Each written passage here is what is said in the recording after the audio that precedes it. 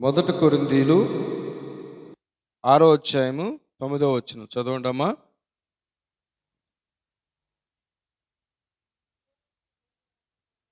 అన్యాయస్తులు దేవుని రాజ్యమునకు వారసులు కారు, కానే కానరి మీకు తెలీదా? మోసపోకుడి, జారలు అనగా జారత్వము చేయువారు అనగా వ్యభిచరించువారని, విగ్రహాలకు పూజ చేసేవారైనను, వ్యభిచారులైనను, ఆడంగతనము కలిగిన వారైనను, పురుష సమయోగులు అనగా పురుషులు కలుసుకునేవారు, దొంగలైనను, లోబులైనను, తాగుబోతులైనను, దోషకులైనను, దోసుకుని వారైనను దేవుని రాజ్యమునకు వారసులు కానేరరు. ఇక్కడ చాలా గమనించినట్లయితే దేవుని యొక్క వాక్యము మనం ఇలా సెలవిస్తా ఉన్నది. విషయం ఏంటంటే ఇక్కడ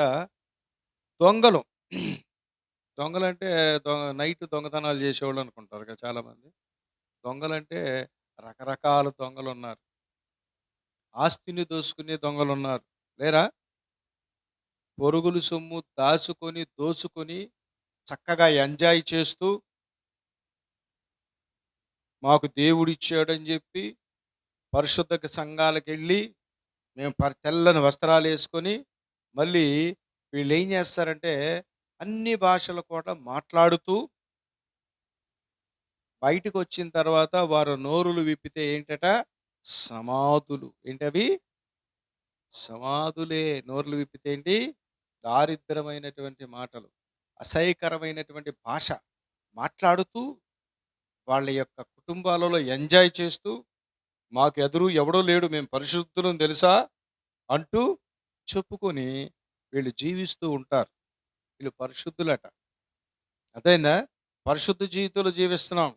ఆదివారం చర్చికి వెళ్ళినంత మాత్రాన, ఆదివారం దేవుని సన్నిధిలో కూర్చొని పాస్టర్ గారి చేత ప్రార్థన చేయించుకున్నంత మాత్రాన, ఆదివారం దేవుని ఆలయంలో కూర్చొని పాటలు పాడినంత మాత్రాన నువ్వు పరిశుద్ధుడు అవ్వు. అందుకే దేవుని వాక్యం ఇలా సెలవిస్తుంది. దేవుని ప్రభువా అనవాడు ఎవడను కూడా పరలోక రాజ్యమునకు చేరరు. ప్రైజ్ ది లార్డ్, హల్లెలూయా. ఎందుకని పరలోక రాజ్యం చేరడట? వీళ్ళు చేసే క్రియలను బట్టి. దేన్ని బట్టి? వీళ్ళు చేసే క్రియలను బట్టి వీళ్ళు పరలోక రాజ్యం చేరరు. కానీ ముందు దేవుడు చూసేది ఏంటి? క్రియలు చూస్తాడు. వారు హృదయలో ఉన్నటువంటి ఆలోచనలు గమనిస్తాడు. హృదయ శక్తి గలవారు ధన్యులు, వారు దేవునిని చూసేదారు. హృదయం శుద్ధి లేకపోతే ఇవన్నీ బయటకు వస్తాయి. అర్థమైందా? ఇవన్నీ బయటకు వస్తాయి. ఒకవేళ ఈ పురుషులు కలుసుకునే వారికి ఎవరికైనా సహకరించాడు అనుకో, వాడు కూడా అపవిత్రుడే కాదా? పోనీలండి, ఒక్క తప్పే వాడు చేసేది. మా దగ్గర ఉద్యోగం చేస్తున్నాడు, చేయనీయండి, మా దగ్గర ఉన్న కుర్రోళ్ళతో ఏదో తప్పులు చేసాడులే అని ఒక ఆయన అంటున్నాడులే. అంటే ఇప్పుడు వాడితో సహకరిస్తున్నాడా లేదా? సహకరిస్తే అది కూడా పాపమే. దొంగతనాలు చేసేవాడితో సహకరిస్తే ఏంటి? ఒప్పే. అవునా కాదా? దోసుకోవడం ఏంటి? ఆస్తులను. ఎలాగా? వేరే వాళ్ళ పేరు మీద ఉన్న ఆస్తి ఎవరో బినామీ పెట్టారు కదా, ఆ బినామీ పెట్టిన దాన్ని మేము దోసుకుంటే ఏమైంది? మాకు దేవుడు ఇచ్చాడు, మా జ్ఞానంతో మేము సంపాదించుకున్నాం. దేవుడు ఎలా ఇచ్చాడు? వారికి తెలియకుండా, అన్నదమ్ములకు తెలియకుండా, కుటుంబానికి తెలియకుండా మీరే పేర్లు ఊర్లు మార్చేసి చక్కగా రిజిస్టర్లు చేయించుకొని ఎంజాయ్ చేస్తూ ఉంటే దేవుడు చూస్తూ ఊరుకుంటాడా? ఒక రోజున మీ తాట తీస్తాడు అంతే. దేవుడు ఊరుకునే దేవుడు కాదు. ఆయన ఆదరిస్తాడని నువ్వు అనుకుంటున్నావు. నువ్వు పరిశుద్ధ సంఘానికి వెళ్ళి పరిశుద్ధురాలుగా నేను చాలా మందికి సువార్త ప్రకటిస్తున్నాను కూడా కుదరదు. దేవుడు ఒక రోజున మిమ్మల్ని పాతాళానికి తొక్కేస్తాడు. కనుక వాళ్ళతో సహకరించకూడదట. అదే కీర్తన 50వ కీర్తన 17వ అధ్యాయం కూడా చదవండి ఒకసారి. అలాంటి వారితో సహకరిస్తే ఏం జరుగుద్దో? దిద్దుపాటు నీకు అసహ్యం కదా, నా మాటలను వెనక తోసివేసితివి, నీవు దొంగను చూసినప్పుడు ఏకేబిచ్చిదవు, వ్యభిచారులతో నీవు సాంగత్యము చేసేదవు, కీడు చేయమని నీవు నోరు తెలుచుచున్నావు, నీ నాలుక కపటముతో కల్పించుచున్నది. ఆ నువ్వు కూర్చుండి నీ సహోదరుని మీద, కొండేవులు చెప్తున్నాడు, కుటుంబాల్లో కలతలు, నీ తల్లి కుమారుడి మీద, అంటే ఎవరు? సొంత సహోదరుల మీద అపనిందలు మోస్తున్నారట. ఇట్టి పనులు నువ్వు చేసినను నేను మౌనంగా ఉన్నాను. కేవలము నీ వంటి వాణ్ణని నువ్వు అనుకుంటున్నావు, దేవుడు అంటున్నాడు. అయితే నీ కనులు ఎదుట ఇవన్నీ లెక్క పెట్టే ఉంచాను, జాగ్రత్త అంటున్నాడు. అర్థమైందా? దేవుని కనులు ఎదుట ఇవన్నీ ఎలా ఉన్నాయంట? వెంచిస్తూ ఉన్నాడట. అన్నీ గమనిస్తా ఉన్నాడు దేవుడు. ఆయన పరిశీలన చేస్తున్నాడంట. ఒక రోజునేమవుద్ది? ఆ పరిశీలనలో నీవు లెక్క చెప్పాలి కదా. లెక్క చెప్పాలా వద్దా? ప్రతివాడు లెక్క చెప్పాలి. ప్రతివాడు బోధకుడు అయితే ఎట్లాగా? బోధకులకి కఠినమైన తీర్పు కలదట. ఏంటి? నేను బోధిస్తున్నానంటే నా స్థితి నా గతి లేకుండా నేను బోధిస్తే నాకు కఠినమైన తీర్పు. యాకోబు పత్రిక 3వ అధ్యాయంలో రాయబడింది. చదువునమ్మా, యాకోబు పత్రిక 3వ అధ్యాయము. మీలో అనేకులు బోధకులు కాకండ్రి, మీకు కఠినమైన తీర్పు కలదు. చదువమ్మా. నా సహోదరులారా, బోధలకమైన మనము కఠినమైన తీర్పు పొందుదుమని తెలుసుకొని మీలో అనేకులు బోధకులు కాకండ్రి. అదైనా బోధ చేయటం అంటే మామూలు విషయం కాదు. అదైనా బోధ అంటే దేవుని యొక్క భాషని పరిశుద్ధాత్మకి మనకు లింకప్ చేసుకొని మాట్లాడే భాష. తల జ్ఞానంతో మాట్లాడే భాష కాదు ఇది. పరిపూర్ణమైనటువంటి వర్తమానాలు అందించేటప్పుడు ఆ మనిషి కూడా ఆలోచనలు తలంపులు కూడా పరిపూర్ణంగా ఉండాలి. పరిపూర్ణత లేకుండా నువ్వు బోధిస్తూ దేవుని యొక్క మాటలు దొంగలతో సాంగత్యం చేస్తూ వ్యభిచారులు నీ దగ్గరికి వస్తే దీవిచ్చేస్తాడు దేవుడు అంటే నిన్ను కుదురుద్దా? దొంగోడు వచ్చి ప్రార్థన చేయించుకున్నాడు అనుకో, సాడు దొంగతనానికి వెళ్తున్నాను ప్రార్థన చేయంటే తప్పు నాయన అని చెప్పాలా? లేకపోతే ఏం పర్లా నాయన, వీళ్ళు పని మీద వెళ్తున్నారు, ఆ పనిని కాపాడినాయన ప్రార్థన చేస్తావా? చెయ్యవు కదా. వాడు వచ్చి నీకు తెలియకపోయినా నీ దగ్గర కొన్ని ప్రార్థన చేయమంటే ఎందుకు చేయాలి నాయన అని అడగాలి. అవునా? ఏ పని మీద వెళ్తున్నావు, ఆ పని వెళ్ళాలి, బాగుండాలి. ఆ పని మంచి పని కాకపోతే అవ్వకూడదు ప్రభా, చెయ్యాలి. చేస్తావటగా చేయకపోతే ఆడు ఊరుకోడు. అంటే నువ్వు ఇప్పుడు వాడితో ఏకేపిస్తున్నావు కదా సేవకుడు అయినా నీవు, అవునా కదా?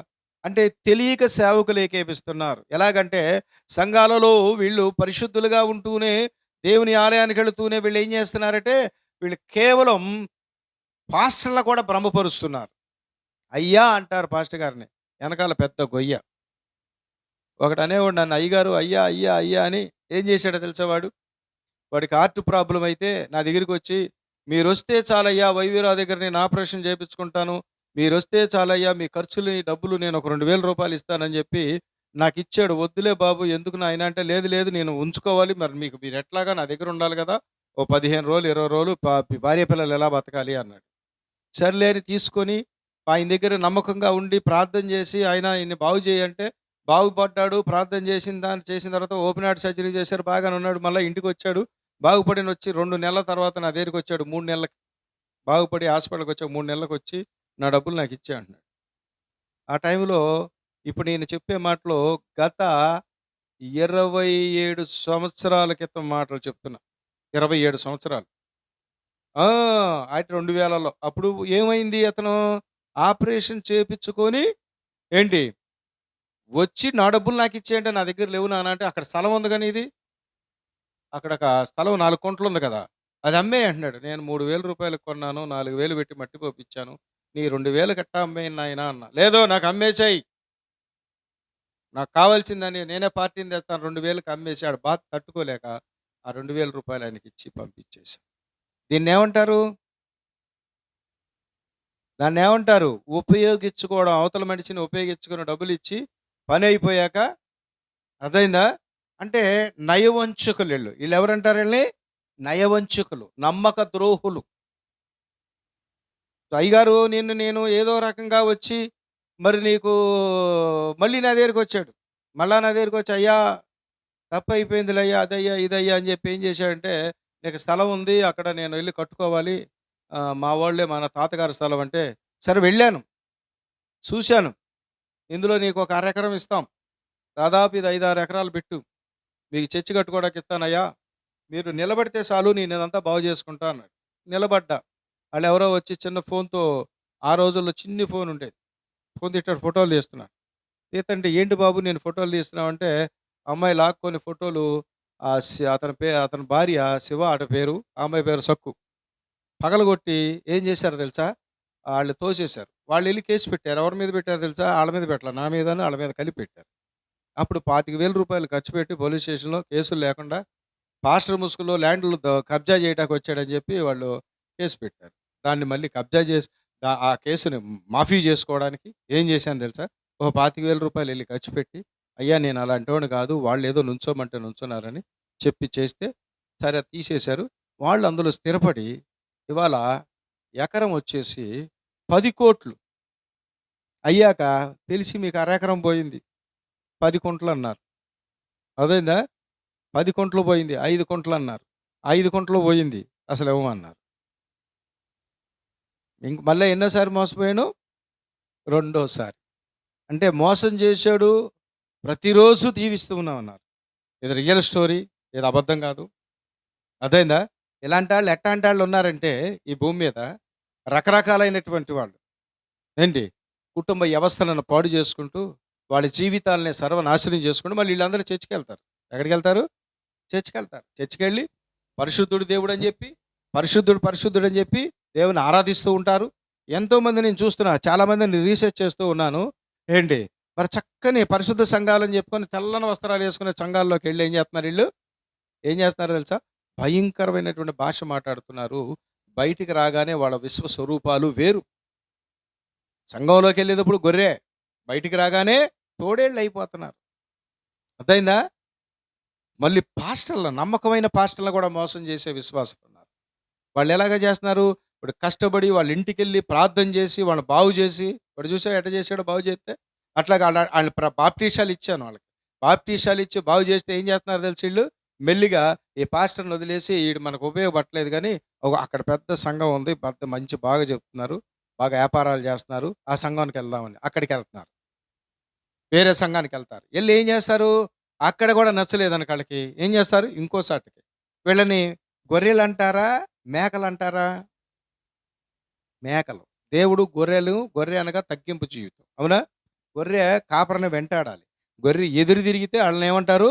మేక స్వభావం అనగా నక్క స్వభావం, మేక స్వభావం కలిగినటువంటి విశ్వాసులు ఉన్నారు ఈ రోజున. సంఘాలను పాడు చేస్తున్నటువంటి విశ్వాసులు ఉన్నారు. సంఘ వ్యవస్థలను పాడు చేస్తూ మరి విశ్వాసులకు అనుకూలంగా జీవిస్తూ బోధకులు ఉన్నారు. అర్థమైందా? ఇలాంటి భయంకరమైన దుర్దినాల్లో మనం ఉన్నాం. అది గమనించక ఈ రోజున సంఘ వ్యవస్థలు ఏ రకంగా తయారైనాయి అంటే, కమర్షియల్ సంఘాలు, కమర్షియల్ పాస్టర్స్ ఎక్కువైపోయారు.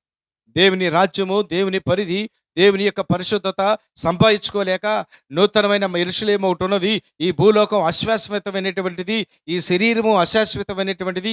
ఈ శరీరాన్ని మనం ఎప్పటికైనా విడిచిపెట్టాలి, ఈ శరీరాన్ని విడిచిపెట్టేసి మనం పరలోకి వెళ్ళాలి అని ఆలోచన ఒక్కడికి లేదు. కానీ ఎవడక వాడే ఈ భూలోకంలో మేము స్థిరపడి అంతక మా యొక్క పిల్లలు మేము సంపాదించుకోవాలి అని చెప్పి ఏం చేస్తున్నారు తెలుసా? వీళ్ళు దోసుకుంటున్నారు, ప్రతి ఒక్కరిని ఉపయోగించుకుంటున్నారు.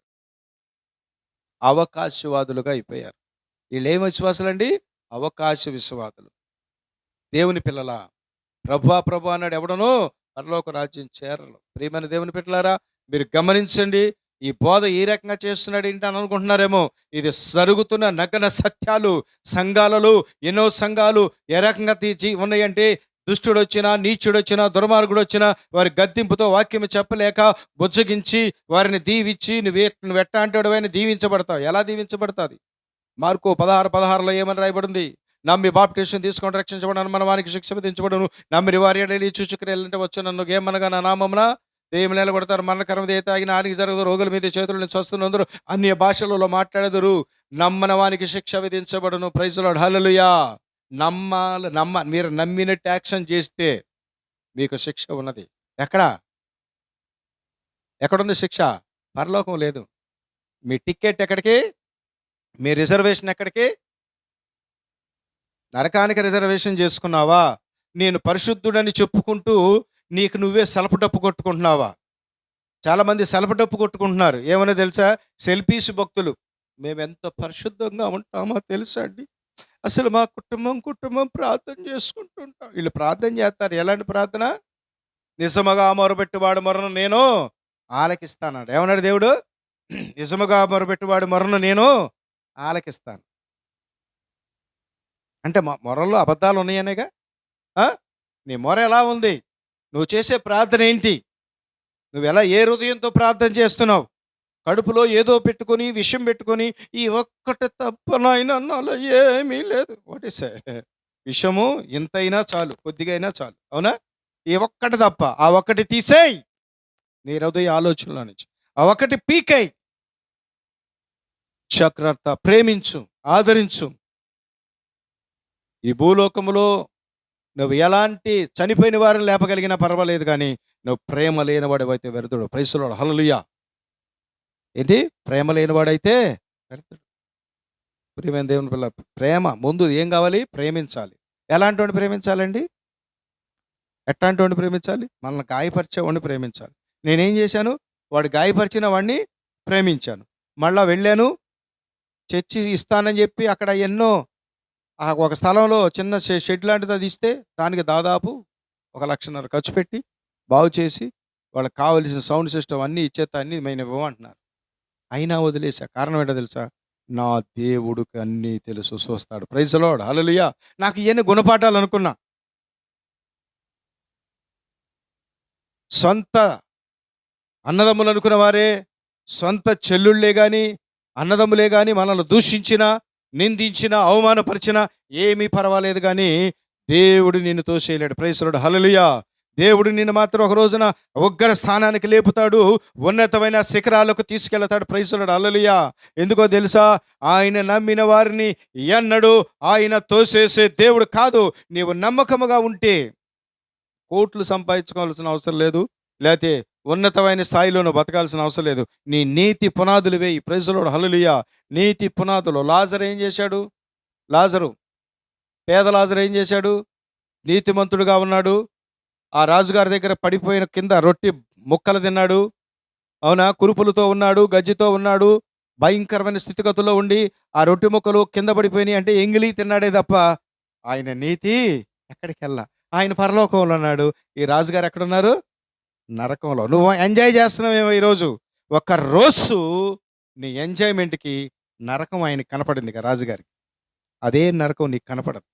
అదే నరకంలో నువ్వు ఉంటున్నప్పుడు వీళ్ళందరినీ ఎంతైతే తోసేసావో, ఎంతైతే నిందించావో, ఎంతైతే అవమానపరిచావో, ఏ రకంగా వారిని అక్రమంగా దోసుకున్నావో అవన్నీ ఆ రోజున నరకంలో కనపడతాయి. నువ్వు అనుకుంటున్నావు నేను అమ్మ ఎంజాయ్మెంట్ చక్కగా, మా దేవుడు ఉన్నాడు. నీకు దేవుడు లేడు, నీ వెనకాల సైతాన్ ఉంది. నీ వెనకాల సైతాన్ నుండి ఇవన్నీ చేపిస్తుంది. సైతాన్ నుండి కార్యాలన్నీ జరిపిస్తుంది. వ్యభిచారం చేపిస్తుంది. లోబీతనం. ఎవరికి పెట్టరు లోబులు అంటే తెలుసా? ఎవడికి పెట్టడు.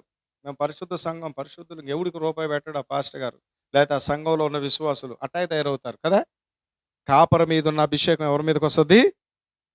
ఆ గొర్రెల మీదకి వస్తుంది. అవునా కదా? ఏలియా మీద ఉన్నటువంటి అభిషేకం ఎవరి మీదకి వచ్చింది? ఎలీషా మీదకి వచ్చింది. ఏలియా మీద ఉన్న అభిషేకం ఎవరి మీదకి వచ్చిందండి? ఏమా? ఏలియా మీద ఉన్న అభిషేకం ఎవరికి వచ్చింది? ఎలీషాకు వచ్చింది. అంటే ఆ యొక్క ప్రవక్త అభిషేకం, ఆ సంఘ నాయకుడి యొక్క అభిషేకం మీ మీదకి రావటానికి మీరు ఆహ్వానించాలి. ఏం చేయాలి? ఆహ్వానించాలి. సుబోధని ఆహ్వానించాలి. మంచి బోధనాలు ఆహ్వానించాలి. మనం ఆహ్వానించాం, మనం యాక్సెప్ట్ చెయ్యం. మొదటి కీర్తనలోనే ఉంది కదా, దుష్టుల ఆలోచన చొప్పున నీవు నడవు కానీ. అవునా? అపహాస్యులు కూర్చుని చోట కూర్చోండి కానీ. నువ్వు తెల్లారు లెగిస్తే దుష్టుల మధ్యలో ఉంటున్నావు, తెల్లారు లెగిస్తే నీచుల మధ్యలో ఉంటున్నావు, తెల్లారు లెగిస్తే అతి భయంకరమైన గజదొంగల మధ్యలో ఉన్నావు. కానీ అలా నువ్వు ప్రేమించాలి. ప్రైజ్ ది లార్డ్, హల్లెలూయా. ప్రేమించు, ఆదరించు. దేవుని మీ అవకాశం దొరికినప్పుడు ఏం చేయాలి? వాళ్ళకి సువార్తను ప్రకటించాలి. లేదు వారితో వద్దనుకుంటే మానేయి, వాళ్ళకు దూరంగా ఉండు. అది చెయ్యం. మనం ఏం చేస్తామంటే మనం ఇటు అటు. అందుకని ఉంటే చల్లగానే ఉండును, లేతే వెచ్చగానే ఉండు. నులివెచ్చని జీవితం అంటే 2 పడవల మీద కాలు. ఆ పడవ అటు వెళ్ళిపోద్ది, ఈ పడవ ఇటు వెళ్ళిపోద్ది. ఎక్కడుంటావు నువ్వు? ఆహా! ఇటు దూకేయొచ్చు అనుకుంటావు. ఇటు చూస్తే ఆస్తులు, అంతస్తులు. ఈడు చూస్తేనేమో పరిపూర్వత. ఏం చేయాలి? ఏం చేయాలి? అట్లాగే ఉప్పు స్తంభం అయిపోయింది ఒక ఆవిడ. ఏమైంది? అమ్మా వెనక్కి తిరిగి చూడబాక అన్నాడు. అన్నాడా దేవుడు? ఏమైంది? లోతు భార్య గారు, నా ఆస్తి ఏమైంది అని ఒక్కసారి వెనక్కి తిరిగి చూసేసరికి ఆవిడ ఉప్పు స్తంభం అయిపోయింది. అలాగే నీ జీవితం, నువ్వు స్థిరగా మిలిగిపోతావు. నీ లైఫ్‌లో నువ్వు మధ్యలో పడిపోతావు. ఈ రాత్రి వేళ సమయంలో మీరు గమనించాల్సింది ఏంటో తెలుసా? నీ జీవితం ఎలా ఉన్నది? పరిశుద్ధంగా ఉందా? నువ్వు ఎట్టాంటి ఆళ్ళకి సహకరిస్తున్నావు? వ్యభిచారులతో సాంగత్యం చేస్తున్నావా? వ్యభిచారులకు సహకరిస్తున్నావా? లేకపోతే పురుషులు సాంగత్యం చేసేవాడికి నువ్వు సహకరిస్తున్నావా? ఏం చేయిచున్నావు? What you say? నీ లైఫ్ ఎలా ఉంది? ఒక్కసారి నీ జీవితాన్ని ర్యాలీ చేసుకొని నిన్ను నువ్వే పరీక్షించుకో. నీ ఆత్మకి నువ్వే సాక్షివి, ఇంకొకడు సాక్షి కాదు. నీ ఆత్మకి నీవే సాక్షివి, ఇంకొకటి సాక్షి కాదు. నిన్ను నువ్వు పరీక్షించుకో. నేను పరిశుద్ధుడని ప్రజలకు చెప్పుకోబాక. నువ్వు పరిశుద్ధుడువా కాదని నిన్ను నీ లోపల అంతరాత్మకి గద్దించుద్ది. లోపల పరిశుద్ధాత్మ నిన్ను మెప్పుపరుచుద్ది. వద్దులే నువ్వు మంచోడువులే అని చెప్పింది అనుకో, నీ లోపల ఎవరున్నారు ఇప్పుడు? పరిశుద్ధాత్మ ఉందా? లేదో. నీలో దెయ్యం ఉంది, దురాత్మ. వెలుగుదూతాత్మ నిన్ను నడిపిస్తుంది. అన్ని భాషలు మాట్లాడితే ఇక నువ్వు పరిశుద్ధుడివా? భాషలు మాట్లాడుతున్నప్పుడు దానికి అర్థం చెప్పాలి. అవునా? అర్థం చెప్పేశాను నేను గొప్పవాడిని అనుకుంటే కుదురు తప్పని కాదు కదా. అవునా? అందుకని మన లైఫ్లో భాషలు మాట్లాడినంత మాత్రాన పరలోకం వెళ్ళం ఏంటి? అదొక స్పిరిట్, హోలీ స్పిరిట్ వచ్చినప్పుడు. నీకు అన్ని భాషలు ఎప్పుడు వస్తాయి? ఆ డ్రమ్ము శబ్దానికి వస్తున్నాయా? ఆ డ్రమ్ము శబ్దానికి, ఆ వైబ్రేషన్కి వచ్చింది అనుకో, నీలో ఉండేది దేవుని ఆత్మ కాదు. అది ఏమాత్మ తెలుసా? దురాత్మ. పరిశుద్ధాత్మ నిశ్చయము మనతో ఉంటుంది. భాషలు మాట్లాడవచ్చు. రివిదినియా హోల్లామా సకలాబుతూని మేనే కరదలలాబాస్య, ఇదొక రకమైన భాష. లిబా ఖలాబలా తురబలదలలాబాస్య, ఇదొక రకమైన భాష. మినియుమున దునుమునామా హజ్జలే అలాయ ఖయలాగ దురలాబాస్య, ఇదొక రకమైన భాష. ఈ భాషకు అర్థం చెప్పాలిగా. నిబిదినియమనమా కుదరలాబాస్య, నిన్న నేడు యాకరు ఎదుగున్న దేవుడా నీకు స్తోత్రములు ప్రభువా. నిమా కలబా దునియలే హెలా కతరలాస్య, యెహోవా సర్వశక్తి కలిగిన దేవుడా నీకు స్తోత్రములు నాయనా. దేవుడు ఒక రోజున నీ ఎదుట నిలబడి నిన్ను ఫలాని వ్యక్తి అని రుజువు చేయబోతున్నాడు.